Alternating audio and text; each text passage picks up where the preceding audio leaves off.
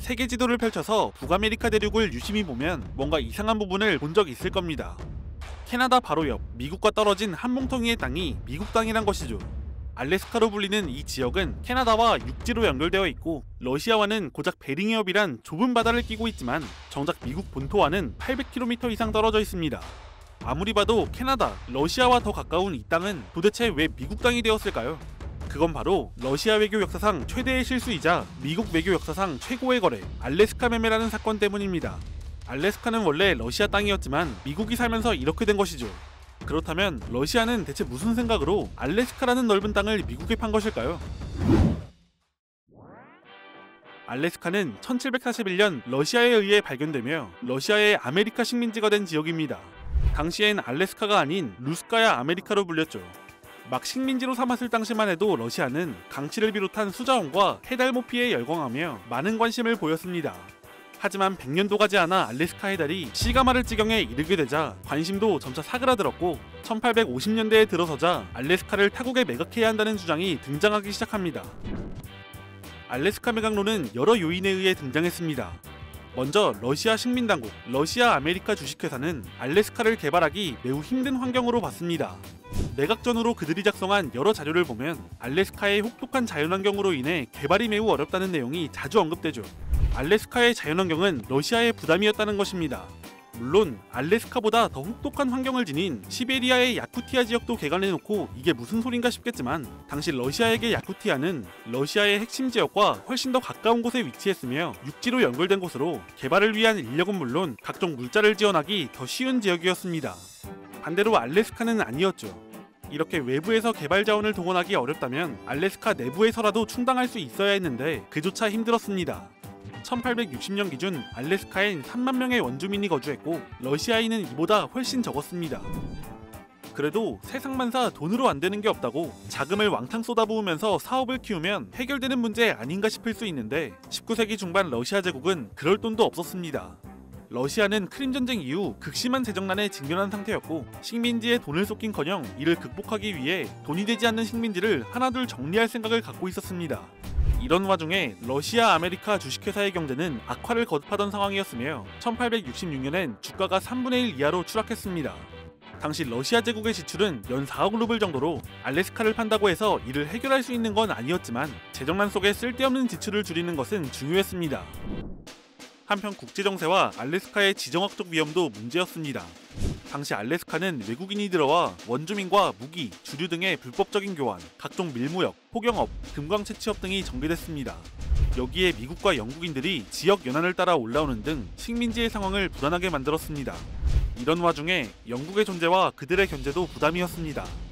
러시아는 오랜 기간 영국과 유라시아의 패권을 두고 다투는 상황이었는데 알래스카 바로 옆에 캐나다는 당시엔 독립국이 아니라 영국의 식민지였습니다. 또한 크림 전쟁 당시 영국과 직접적으로 전쟁을 치렀는데 당시 동부 시베리아 총독은 태평양에서 군사적 갈등이 벌어질 경우 알래스카를 보호하기 어렵다고 봤습니다. 크림 전쟁 이후에도 재무성과 외무성의 장관들 모두 영국으로부터 식민지를 지켜내기 어렵다는 취지의 발언을 하는 등 러시아 제국의 상황은 좋지 않았습니다.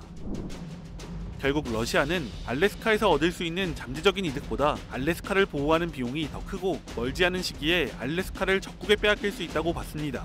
그들은 불안정한 해외 식민지인 알래스카를 매각해 지출을 줄여 상대적으로 안정적이고 비용도 덜 들어가는 시베리아나 중앙아시아에 집중하기로 결정했습니다.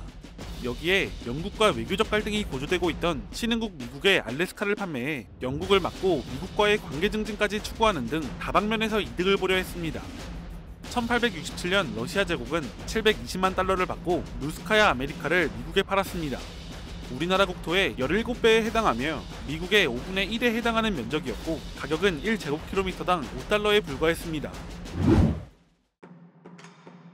그렇다면 알래스카에 대한 미국의 입장은 어땠을까요? 미국은 러시아 제국의 매매 제한에 호의적이었습니다.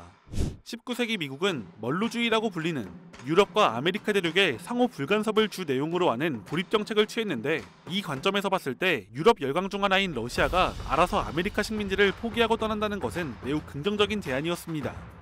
여기에 미국이 매매에 응하면 알래스카가 미국의 적대적인 세력의 영향권 아래로 들어갈 일이 없어지는 것이었죠.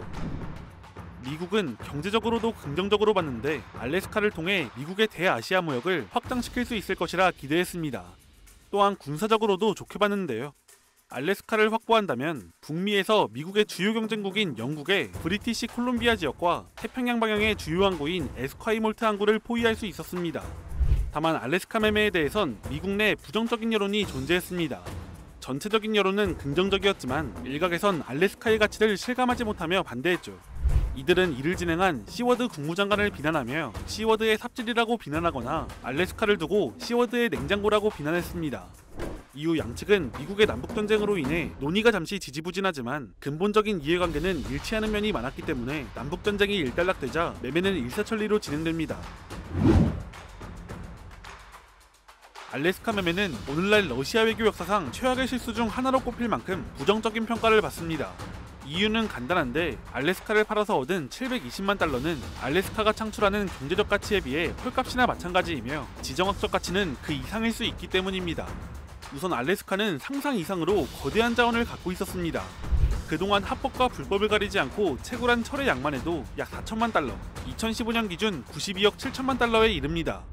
또한 1897년엔 알래스카에서 대규모 금광이 발견되어 알래스카 골드러시를 촉진했고 알래스카가 보유한 거대한 침엽수림은 미국에 막대한 양의 목재를 제공했습니다. 결정적으로 1967년 12월 알래스카의 프로도만에서 석유가 발견되는데 가체 매장량 96억 배럴로 북미 최대 규모의 유전 중 하나입니다. 알래스카는 자원이 파도 끝이 없이 나오는 황금의 땅 그 자체였습니다. 경제적으로 손해를 봤어도 영국을 견제하고 미국과 우호를 쌓는다는 외교적 목적을 달성했다면 어느 정도 만회할 수 있겠지만 외교적 목적 달성에도 실패했습니다. 러시아 제국과 미국의 관계는 1880년대에 들어서며 유럽 시장에서 곡물, 석유 등 수출품 경쟁과 양국의 정치 체제에서 오는 갈등으로 악화되기 시작했죠. 그리고 그 이유는 다들 알고 있겠지만 2차 세계대전 이후 1950년대에 들어서자 냉전이 시작되며 양국의 관계는 최악으로 향했고 미국과 영국의 관계는 깊어졌습니다. 이 시기 알래스카는 소련에 대항하는 미국의 군사기지로서 그 역할을 톡톡히 해냅니다. 일각에선 만약 러시아가 알래스카를 팔지 않고 냉전까지 자국영토로 유지하는 데 성공했다면 많은 것이 바뀌었을 것으로 보기도 합니다. 아메리카 대륙 한기퉁이를 차지하고 있는 소련이 미국으로 지상군을 보내 밀고 내려올 수 있다는 가능성이 생겨 미국은 항상 대규모 군사력을 아메리카 대륙에 묶어둬야 하고 이러면 미국의 냉전 전략 자체가 시작부터 꼬여버린다는 것이죠. 러시아의 입장에선 한 번쯤 알래스카 매매를 후회하며 상상해볼 만한 시나리오입니다. 결국 알래스카 매매 사건은 당시까지만 해도 양국 모두 만족한 거래였으나 러시아 입장에선 20년도 지나지 않아 원래의 계획과 다르게 흘러갔습니다. 반면 미국의 입장에선 예상 이상의 엄청난 이득을 손에 넣는 사건이 됩니다.